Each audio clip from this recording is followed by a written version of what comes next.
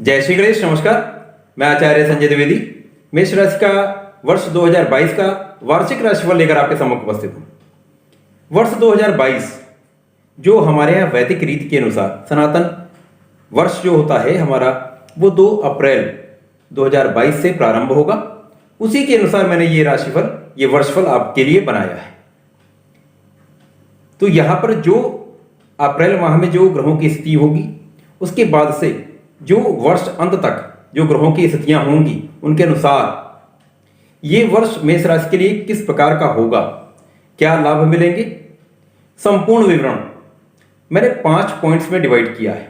सर्वप्रथम आपका व्यक्तित्व, आपका व्यवहार, स्वास्थ्य, उसके पश्चात शिक्षा का भाव, संतान का भाव किस प्रकार का होगा, जीवन साथी तथा प्रेम संबंध किस प्रकार के होंगे, उसी प्रकार से आपका भाग्य का भाव, आपका कार्यक्षेत्र किस प्रकार का रहने वाला है, तथा अंत में धन तथा लाभ भाव किस प्रकार का होगा। इन संपूर्ण पॉइंट्स पर पूर्ण विवरण मैं पूर्ण तर्क के साथ करने वाला हूं। क्योंकि ये वार्षिक फल है, तो वार्षिक फल जो होता है वो समस्त बड़े ग्रहों के अनुसार बताया जाता है। यहाँ पर 3 मुख्य बड़े ग्रह हैं। जो सर्वप्रथम गुरुदेव बृहस्पति हैं, जो बहुत लंबे समय तक किसी राशि में रहते हैं। उसी प्रकार से शनिदेव हैं तथा राहु हैं। इन तीनों के अनुसार ही वर्षफल बताया जाता है, भविष्यफल का विवेचन किया जाता है। अब मेष राशि के जातक किस प्रकार के होते हैं, सर्वप्रथम तो कुछ इनका व्यक्तित्व मैं बताना चाहता हूँ। मेष राशि मंगल की राशि है। मंगल 9 ग्रहों में सेनापति हैं। तो सेनापति का स्वभाव कैसा होता है, ये एग्रेसिव होते हैं, बहुत पावरफुल होते हैं। इनमें ऊर्जा का स्तर बहुत अच्छा होता है, बहुत बढ़िया एनर्जी लेवल होता है, लीडरशिप क्वालिटी होती है। ये नेतृत्व करना जानते हैं और नेतृत्व ही करते हैं। ये कहीं किसी के छत्र छाया में पलना नहीं चाहते हैं, ये आगे बढ़ना चाहते हैं, स्वयं कुछ करना चाहते हैं। इनमें इतनी शक्ति भी होती है, ये अपना ठान लें तो सब कुछ कर सकते हैं। इनका ऊर्जा का स्तर बहुत बढ़िया होता है, इनका मानसिक स्तर बहुत प्रबल होता है, निर्णय लेने की क्षमता बहुत बढ़िया होती है, तुरंत निर्णय करते हैं और बहुत बढ़िया निर्णय करते हैं। परंतु यदि ये विवेक के साथ कोई निर्णय लें तो इनका जीवन बहुत आसान हो जाता है, बहुत बढ़िया निर्णय होता है, जीवन को एक दिशा देने वाला निर्णय होता है। तो मेष राशि बहुत शक्तिशाली, बहुत बलशाली, बहुत अच्छा नेतृत्व करने वाले, समृद्धिशाली, क्रोध भी बहुत होता है। जैसा एनर्जी लेवल बहुत होता है, उसी प्रकार से क्रोध की मात्रा भी बहुत होती है। तो कभी कभी क्रोध में कुछ कार्य बिगाड़ भी लेते हैं, तो यहां पर इस पे नियंत्रण भी आवश्यक होता है। अब ये वर्ष 2022 मेष राशि के लिए किस प्रकार रहेगा, वर्ष के अंत तक जो स्थितियां बन रही हैं उनके अनुसार ये वार्षिक राशिफल, ये भविष्यफल का विवेचन करने जा रहा है। सर्वप्रथम तो अप्रैल माह में 3 बड़े परिवर्तन होंगे। सर्वप्रथम 13 अप्रैल को राहु का राशि परिवर्तन होगा, लग्न में गोचर करने लगेंगे। उसी प्रकार से केतु इनसे सप्तम होंगे, तो ये सप्तम भाव में गोचर करेंगे। इसके पश्चात गुरुदेव का जो गोचर होगा वो भी परिवर्तित होगा और गुरुदेव स्वयं की राशि मीन राशि में अब गोचर करने लगेंगे। क्योंकि गुरु का परिवर्तन बहुत महत्वपूर्ण है। गुरुदेव मंगल की राशि के लिए, मेष राशि के लिए अत्यंत कारक हैं तथा बहुत मैत्री भाव में होते हैं, बहुत सपोर्टिव होते हैं, इसलिए इनका बहुत महत्वपूर्ण है स्थान होता है। इसके पश्चात शनिदेव भी अप्रैल माह में ही राशि का परिवर्तन करेंगे तथा अपनी ही मकर राशि से निकलकर कुंभ राशि में प्रवेश करेंगे। इनका परिवर्तन भी बहुत महत्वपूर्ण है, क्योंकि मेष राशि के लिए शनिदेव कर्मेश हैं तथा लाभेश हैं। बहुत बढ़िया इनका परिवर्तन होने जा रहा है। अभी भी इनका परिवर्तन बहुत अच्छा है, इनका गोचर बहुत अच्छा चल रहा है, लाभ देने वाला है। परंतु आगे क्या स्थितियां बन रही उसके बारे में भी बताने वाला हूं। सर्वप्रथम अप्रैल माह में जब राहु का राशि परिवर्तन होगा तो ये मेष राशि के लग्न में, अर्थात मेष राशि में ही गोचर करने लगेंगे। तो जब ये लग्न में गोचर करेंगे तो सर्वप्रथम आपका जो व्यक्तित्व है या आपका स्वास्थ्य किस प्रकार का रहेगा, यहां पर राहु जब गोचर करेंगे, क्योंकि मंगल और राहु में शत्रु भाव है, मित्र भाव नहीं है। परंतु जब भी कोई ग्रह केंद्र में गोचर करता है तो उसमें नेगेटिविटी कुछ कम हो जाती है, पॉजिटिविटी कुछ बढ़ जाती है। तो जब ये लग्न में गोचर करेंगे, क्योंकि ये राहु है, इनका नेचर ही नेगेटिव होता है, नकारात्मक ही प्रभाव है, नकारात्मक ही स्वभाव है, तो ये तो निश्चित रूप से होने वाला है। तो आपका तनाव बढ़ेगा, आपका क्रोध का स्तर बढ़ेगा, क्रोध में बहुत वृद्धि हो जाएगी। यहां पर आपके निर्णय बहुत जल्दीबाजी में आप करने लगेंगे, जिसके कारण निर्णय गलत हो सकते हैं, जिससे आपके क्रोध में बहुत वृद्धि हो सकती है। उसी प्रकार से जब आपका तनाव बढ़ेगा तो कुछ ना कुछ शारीरिक समस्याएं, कुछ शारीरिक दुर्बलता भी आती है। तो यहां पर मानसिक क्लेश बढ़ सकता है। उसके पश्चात जब राहु अपनी दृष्टि का प्रभाव डालेंगे तो यहां पर आपके पंचम पे दृष्टि होगी, तो इस भाव में कुछ वृद्धि अवश्य करेंगे, परंतु कुछ नकारात्मक प्रभाव भी देंगे। यहां पर सूर्य की राशि है तो कुछ नकारात्मक प्रभाव ये होगा, जो कार्य होंगे बहुत देर से होंगे, विलंब से होंगे, रुक जाएंगे। शिक्षा का स्तर अच्छा होगा, शिक्षा आपको अच्छी मिलेगी, परंतु कहीं ना कहीं कुछ व्यवधान अवश्य आएंगे।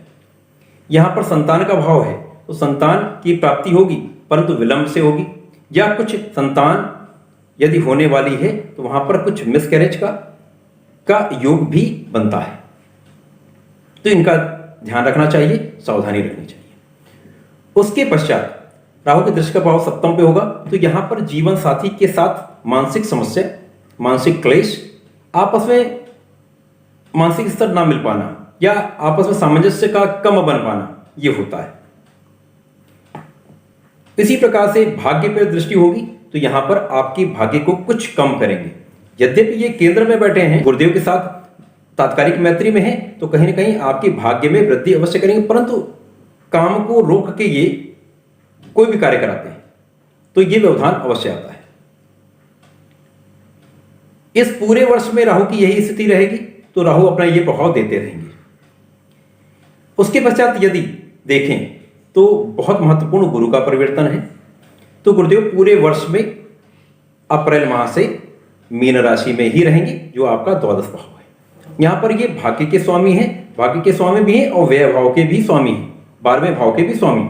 तो बहुत कोई निर्बलता नहीं आने वाली, कुछ भाग्य में कमी अथवा भाग्य का साथ कुछ कम मिलता है, परंतु बहुत प्रबल स्थिति है, क्योंकि मंगल के मित्र हैं, तो ये पूरा बल मंगल की राशि मेष को प्रदान करेंगे।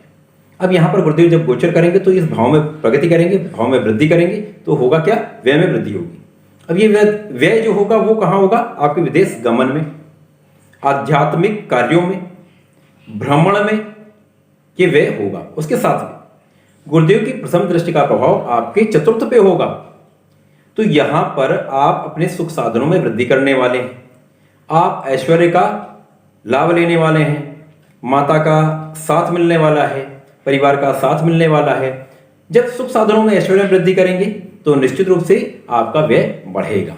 उसके साथ ही साथ मेष राशि का, क्योंकि मंगल की राशि भूमि भवन का क्रय का योग बनता है, तो इस वर्ष में आपको अपनी संपत्ति, अपनी भूमि भवन की प्राप्ति निश्चित रूप से होगी। क्योंकि गुरुदेव पूरे वर्ष रहेंगे तो निश्चित रूप से ये लाभ आपको करवाएंगे। यहां पर आपका व्यय होने वाला है। उसके पश्चात गुरुदेव की दूसरी दृष्टि का प्रभाव आपके षष्ठम पे होगा। अब ये अत्यंत महत्वपूर्ण है, क्योंकि राहु कहीं ना कहीं नेगेटिविटी दे रहे हैं, तो उसके कारण कुछ पीठ पीछे शत्रु भी आपके बनेंगे, तो इनका पूर्ण रूप से विनाश गुरुदेव करने जा रहे हैं। यहां पर गुरुदेव होंगे तो यहां पे आपके शत्रुओं का विनाश करेंगे, शत्रुहंता बनेंगे। साथ ही साथ आपके ऋण से भी आपको मुक्त करने वाले, तो इसमें भी आपका व्यय होने वाला है, तो आपका व्यय आपके ऋण से मुक्त करने में होगा, तो अच्छा है, बहुत बढ़िया। आपको जो स्वास्थ्य समस्याएं हैं, जो क्लेश है, उनसे भी गुरुदेव आपको यहां पर मुक्त करेंगे। पूरा वर्ष रहेंगे, पूरा आशीर्वाद देते रहेंगे। उसके पश्चात गुरुदेव की तीसरी दृष्टि का प्रभाव आपके अष्टम भाव पे होगा। जैसे मैंने कहा, अध्यात्म में वृद्धि होगी, अध्यात्म में व्यय होगा, तो यहां पर आप अध्यात्म में व्यय करेंगे। साथ ही साथ आपके आध्यात्मिकता में वृद्धि होगी, आपके पूजा पाठ में वृद्धि होगी, आपको उसका लाभ भी मिलेगा। आपके आयु की रक्षा करने जा रहे हैं गुरुदेव, तो आपको पूर्ण तरीके से यहां पर गुरुदेव छत्र छाया में रखेंगे, स्वास्थ्य की रक्षा करेंगे, आपकी आयु की रक्षा करेंगे। उसके पश्चात शनिदेव को यदि देखते हैं तो शनिदेव यहाँ पर दशम तथा एकादश भाव के अर्थात कर्मेश हैं, लाभेश हैं। कर्मेश लाभेश का जाकर लाभ भाव में गोचर करना बहुत शुभ है। यहाँ पर अपने ही घर में होंगे, बहुत बढ़िया प्रभाव देने वाले हैं। आपके कर्म में, आपके लाभ में बहुत वृद्धि करने वाले हैं। क्योंकि शनि की राशि है तो यहाँ पर ये आपसे परिश्रम बहुत करवाएंगे, आपको बहुत मांजने वाले हैं, आपको बहुत श्रम कराने वाले, लेकिन उसका लाभ भी बहुत देने वाले हैं। क्योंकि शनिदेव यहाँ पर अप्रैल माह से जुलाई माह तक रहेंगे, उसके पश्चात इनका वक्री अवस्था में आना होगा। फिर ये वक्र अवस्था में आकर कुंभ राशि से मकर राशि में प्रवेश करेंगे, तो इनमें कुछ स्थितियों में परिवर्तन होगा। अब जब शनिदेव यहां पर गोचर करेंगे तो यहां पर ये एकादश भाव में गोचर करते समय आपके लग्न पे दृष्टि डालेंगे, तो जो राहु की निगेटिविटी है उसमें ये न्यूनता लाएंगे, वहां पर ये कमी करेंगे। तो आपका लग्न बलवान होगा, आपकी बुद्धि काम करेगी, आपका बल बढ़ेगा, आपका प्रभुत्व बढ़ेगा, आपका व्यवहार अच्छा होगा, आपका व्यक्तित्व प्रभावशाली होगा, आलस निश्चित रूप से बढ़ने वाला है। तो यहां पर आपको सावधानी रखने की आवश्यकता होगी। उसके पश्चात शनिदेव की दूसरी दृष्टि का प्रभाव आपके पंचम भाव पे होगा। तो जहां पर ये अवरोध आ रहे थे राहु के द्वारा, वहां पर इनके अवरोधों को कम करेंगे, आपके इस भाव की वृद्धि करेंगे। अर्थात यहां पर आपका संतान का योग बनेगा, शिक्षा में उन्नति होगी। यद्यपि कुछ अवरोध होकर होगी, लेकिन निश्चित रूप से शिक्षा में प्रगति होगी ही होगी। उसके पश्चात शनिदेव की तीसरी दृष्टि का प्रभाव आपके अष्टम भाव पे हो, तो विशिष्ट ज्ञान आपको मिलेंगे। यहां पर आपका आध्यात्मिक ज्ञान बढ़ेगा, आपके अध्यात्म में वृद्धि होगी, आपके स्वास्थ्य की रक्षा होगी। कार्य क्षेत्र का विस्तार बहुत होने जा रहा है, कार्य क्षेत्र आपका बहुत विस्तृत होने जा रहा है। कार्य क्षेत्र में प्रगति होगी, कार्य क्षेत्र में आपको लाभ मिलेगा, कार्य क्षेत्र से आपके जीवन में समस्त सुखों की प्राप्ति होने जा रही है। क्योंकि यहां पर कार्य क्षेत्र के कारक, कार्य क्षेत्र के स्वामी शनिदेव हैं, वो जाकर लाभ में गोचर करेंगे, तो आपके लाभ में बहुत वृद्धि करने वाले हैं। कार्य क्षेत्र में प्रगति, कार्य क्षेत्र से लाभ, कार्य क्षेत्र में पदोन्नति। यदि व्यापार करते हैं तो यहां आप व्यापार को कई गुना बढ़ा लेंगे, व्यापार में बहुत वृद्धि होने, यहां पर आपका परिश्रम कई गुना बढ़ जाएगा। उसी प्रकार से आपका लाभ भी बहुत बढ़ने वाला है, प्रचुर धन का लाभ होने वाला है। उसके पश्चात शनिदेव जुलाई माह में वक्री होंगे और पुनः अपने कर्म भाव में, तो बहुत कुछ समस्या नहीं होने वाली। यहां पर जब ये गोचर करेंगे तो व्यय में कुछ वृद्धि होगी।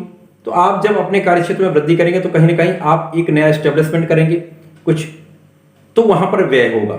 आप नया कार्य क्षेत्र जाएंगे, वहां पर कुछ व्यय होगा। सुख साधनों में वृद्धि करेंगे तो वहां पर कुछ व्यय होगा, क्योंकि यहां पर शनिदेव की दृष्टि का प्रभाव आपके चतुर्थ पे भी होगा। तो आप यहां पर ऐश्वर्य में वृद्धि निश्चित रूप से करने वाले हैं, जीवन में सुखों की प्राप्ति करने वाले हैं, सुख साधनों में वृद्धि करने वाले हैं। आप जीवन में उन्नति करने लगेंगे, आपको पद का लाभ मिल जाएगा, आपको धन का लाभ मिल जाएगा, आपको परिश्रम का आपको लाभ मिलने लगेगा। जहां पर बहुत परिश्रम हो रहा था, आपको लाभ कम मिल रहा था, अब आपको पूर्ण लाभ मिलेगा।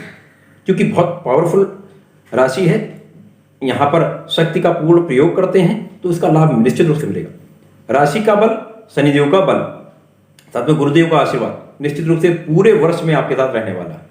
पूर्ण रूप से आपको सहयोग मिलने वाला है, आशीर्वाद मिलने वाला है। प्रिय दर्शकों, मेरा प्रयास सदैव आपको एक विशिष्ट, एक उपयोगी, पूर्ण तार्किक विषय वस्तु प्रदान करने का होता है, जिससे जीवन में कुछ लाभ आपको मिल सके, कुछ दिशा निर्देश मिल सके, आपके लिए कुछ लाभ की प्राप्ति हो सके। तो इस प्रकार की विषय वस्तु की प्राप्ति के लिए अधिकतम संख्या में सब्सक्राइब करें तथा अधिकतम शेयर करें, ये लाभ दूसरों तक पहुंचाएं। कृपया लाइक करें, शेयर करें, इसी प्रकार से सहयोग बना के रखें। अधिकतम सहयोग करें, अधिकतम सब्सक्राइब करें। धन्यवाद, नमस्कार।